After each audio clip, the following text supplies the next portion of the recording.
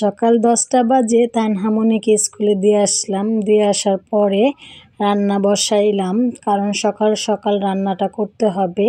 যেহেতু সকালে আমরা নাস্তা করি নাই, তাই অনেক ক্ষুধা লাগছে, তো ভাবলাম নাস্তা না করে একবারে রান্না বসায় দিই, তো কয়টা ভাত আর কি খাওয়া যাবে। তো এখানে আমি ইচা মাছের দো পেঁয়াজি করব। তো ভালো করে লবণ দিয়ে পেঁয়াজটাকে হালকা মজিয়ে নিলাম। মজিয়ে নেওয়ার পরে এখন হচ্ছে ইচা মাছগুলো দিয়ে দেব। পেঁয়াজের সাথে তেলের সাথে একটু ইচা মাছটাকে ভাজা ভাজা করব। যখন ইচা মাছটা ভাজা ভাজা হয়ে যাবে তখন হচ্ছে এখানে হলুদের গুঁড়া আর মরিচের গুঁড়া দিয়ে দেব। এখানে আমি কাউকে রান্না শেখাচ্ছি না, কারণ আমি যেভাবে রান্না করি সেটাই আপনাদের সাথে শেয়ার করছি। আর ইচা মাছের দো পেঁয়াজিটা এভাবে মূলত রান্না করলে খুবই ভালো লাগে আমার কাছে, তাই। আর ইচা মাছের দো পেঁয়াজির সাথে একটু ভুনা ডালও করলাম খাওয়ার জন্য।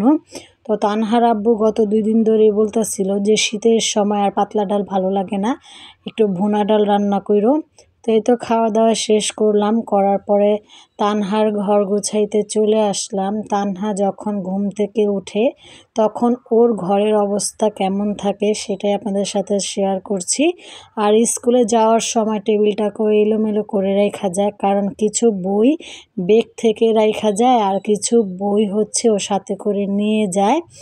তো শুধু আমি ঘরই গুছাই নাই, একবারে কিন্তু ফ্লোরটাও মুছে নিয়েছি, সাথে ঘরের আসবাবপত্রগুলো মুছে নিছি, কারণ শীতের সময় অনেক ধুলাবালি বাহির থেকে আসে, যেমন কাপড় চোপড়েও বসে ওই রকম ঘরের আসবাবপত্রের মধ্যেও বসে। তো এই তো পুরো ঘরটাকে ক্লিন করা শেষ, এখন অনেক ভালো লাগছে আমার কাছে। তো এখন চলে আসলাম আমাদের রুমে। তো আমাদের রুমের অবস্থা তো আরও নাজেহাল। তানহা ড্রেস পরে বাকি ড্রেসটা খুলে রাখা যায়, তারপরে হচ্ছে এমনি সেমনি মানে অনেক এলোমেলো হয়ে যায়। তো এই তো আমার বিছানাটাকেও গুছায় নিলাম এবং কি একটা ভিজা তেনার সাহায্যে খাটটাকেও পুরা পুছলাম, সাথে সোফাটাকেও পুছলাম এবং সোফার আবজাবকে গুছিয়ে নিলাম। এইরকম করে টুকটাক অনেক কাজই করেছি। আজকের ভিডিওটি এই পর্যন্তই। আল্লাহ হাফিজ।